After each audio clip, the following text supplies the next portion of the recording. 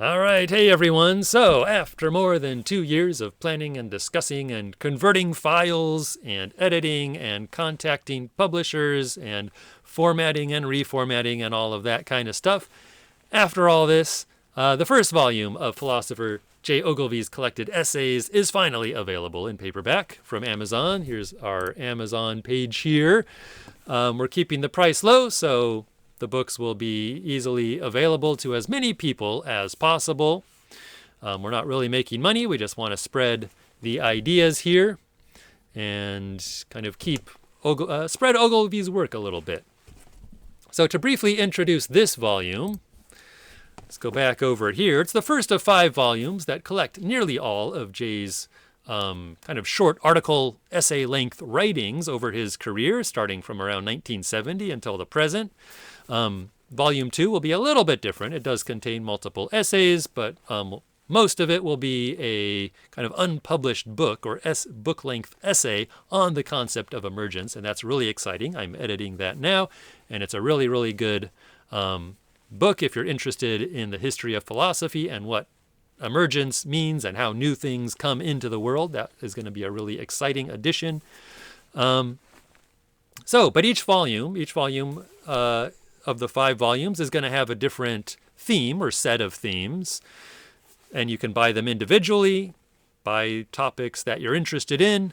The overall title for the volumes, as you can see, is Choosing Our Futures, and this reflects Jay's background in things like scenario planning and futures and forecasting, and that will be discussed in detail in the 3rd volume that will collect Jay's main essays on those topics. But yeah, the whole thing, I think Jay's philosophy in general is about this orientation toward the future rather than looking at kind of the essence of things as it seems to us now. We're looking to the future as a way of making judgments and decisions about the world. Let's take a quick peek inside Volume 1 and see what we've got here. As you can see, it covers 2 broad topic areas, paradigm changes and the self. The first part of the volume collects essays basically related to paradigm change. So there's going to be a lot of stuff about postmodernism, getting to postmodernism, from ancient ways of thinking. That's going to be a concern of a number of essays here, such as Facing the Fold, From Command to Co-Evolution, Postmodern Business, right? Obviously about postmodernism. There's going to be other paradigms discussed, like the computationalism in neuroscience and other areas. And I did a podcast with Yogi Yeager, I think several months ago now, where we discussed actually this paper and some of the ideas in it. And Yogi had his own kind of critique of computationalism as well. It's also discussed human enhancement, which is some of you may be familiar with the human enhancement movement, kind of prolonging human life and stuff like that, and Jay has an interesting take on that as well.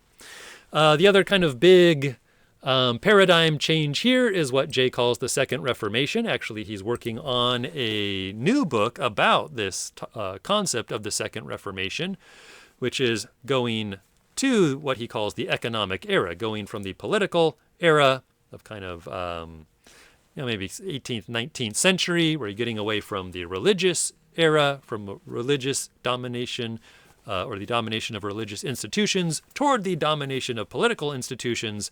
And now we have entered a new era where we are dominated largely by economic institutions. And Jay begins to explore that in some of the essays here. But again, that's going to be the topic of another book that he's hoping to publish later on. And part 2, let's take a look at part 2 a little bit.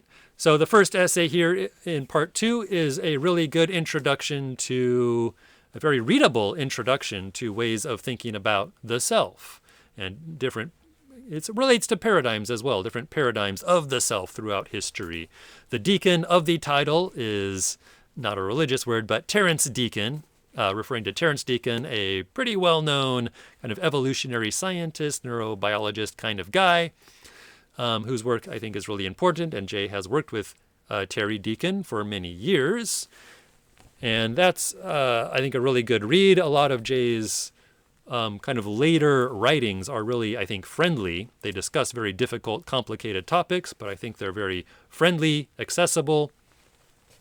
The second chapter here gets a little more difficult. It gets into Terence Deacon's work more specifically. It's actually co-written with Terry Deacon and another author, and that's can be pretty intense. The middle essays here are also somewhat older. Chapters 10, 11, 12, 13. These are kind of older academic writings, and they're going to be a little more difficult going, but extremely rewarding if you're interested in these topics. They get into some really interesting historical developments, different philosophers and psychologists. You can see that a little bit in chapter 13 on mastery and sexuality, which discusses Hegel and Sartre and a bit of Freud as well. That's a really, really interesting essay and useful essay to kind of understand those thinkers and how they relate. Sartre, especially how he relates to Hegel. But yeah, it's a little bit more difficult to read. The last chapters here, though, 14, 15, and 16, are much more accessible. 14, 15 are they're all a bit shorter and more accessible and maybe more personal.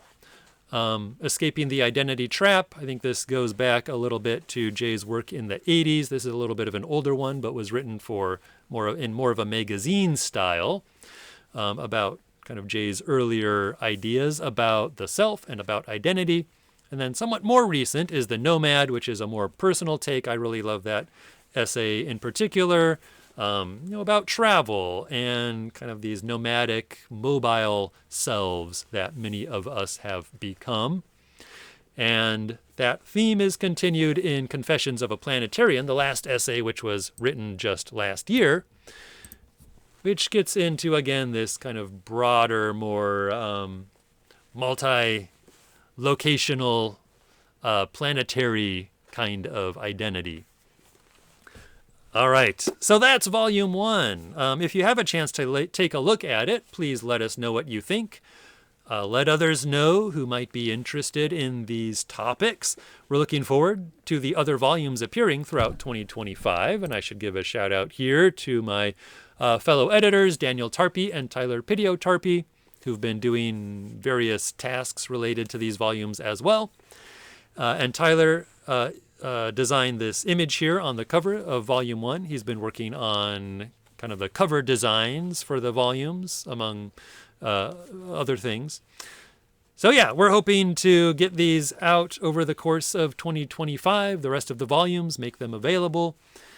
And so we're pretty excited about that.